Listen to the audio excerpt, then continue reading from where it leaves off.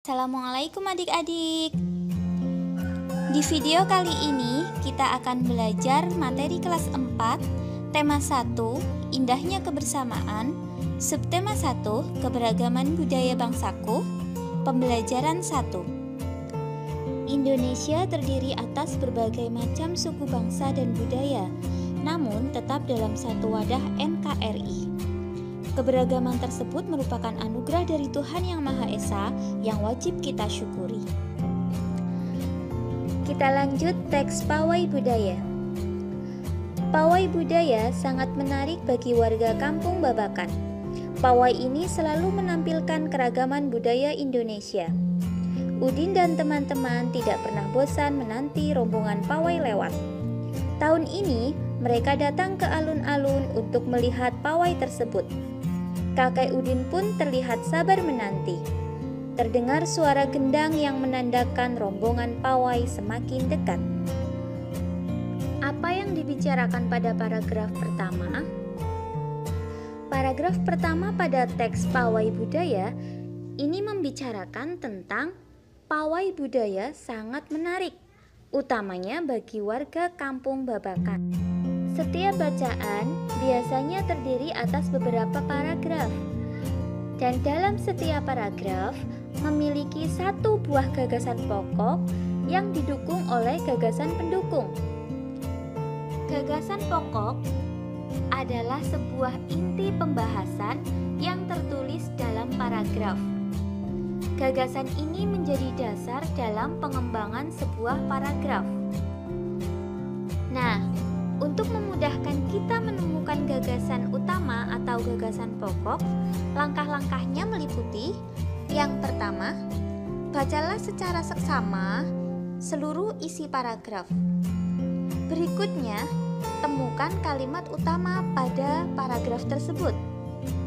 Selanjutnya, tentukan unsur inti kalimat utama.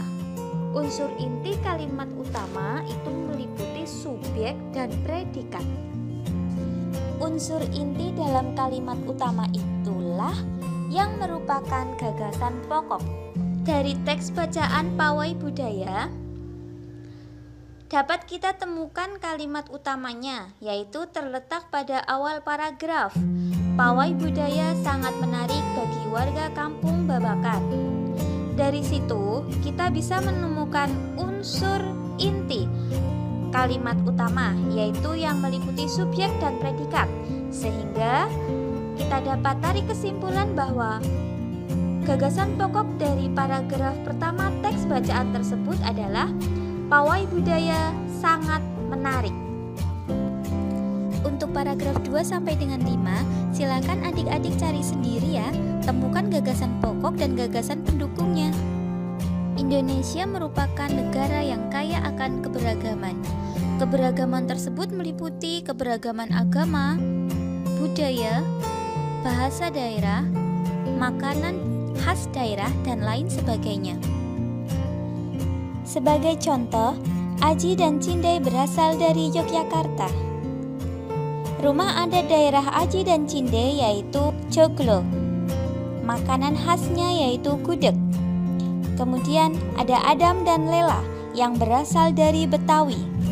Rumah adat daerahnya yaitu rumah kebaya. Kemudian makanan khas daerahnya yaitu kerak telur. Contoh yang lain ada Anwar dan Zakiyah yang berasal dari Padang. Rumah adat daerahnya yaitu rumah gadang, dan makanan khasnya yaitu rendang. Adik-adik bisa mencari tahu informasi tentang keberagaman suku bangsa dengan cara bertanya kepada teman yang lain ya. Nah, jika adik-adik dengan teman di sekolah berasal dari suku yang berbeda ataupun agama yang berbeda, bagaimanakah sikap yang seharusnya kalian tunjukkan terhadap perbedaan tersebut? Berikut ini contoh sikap menghargai keberagaman, antara lain: yang pertama, kita harus berteman dengan siapa saja tanpa pilih-pilih. Berikutnya, kita tetap menghormati orang walaupun berbeda keyakinan. Yang selanjutnya, kita kita senantiasa bertutur sopan dan berperilaku santun terhadap orang lain.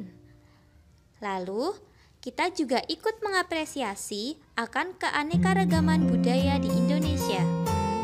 Selanjutnya, kita harus mencintai keberagaman serta meyakini bahwa keberagaman akan memiliki manfaat yang lebih banyak.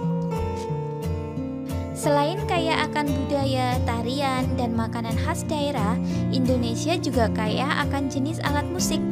Berikut adalah contoh alat musik yang dimiliki oleh berbagai suku di Indonesia. Yang pertama, angklung. Angklung berasal dari Jawa Barat dan dimainkan dengan cara digoyangkan. Kemudian, berikutnya saluang. Saluang berasal dari Sumatera Barat, dimainkan dengan cara ditiup. Selanjutnya, kendang. Kendang ini berasal dari Jawa Barat. Lalu ada tifa yang berasal dari Papua dan dimainkan dengan cara dipukul. Alat-alat musik yang digoyangkan, ditiup, dipukul, atau dipetik akan menghasilkan bunyi. Hal ini karena alat-alat musik tersebut menghasilkan getaran. Getaran merupakan sumber bunyi. Lalu, bagaimana caranya jika ingin menghasilkan bunyi yang lebih keras? Caranya yaitu dengan memperbanyak jumlah getaran dalam setiap detik. Jumlah getaran dalam setiap detik disebut dengan frekuensi.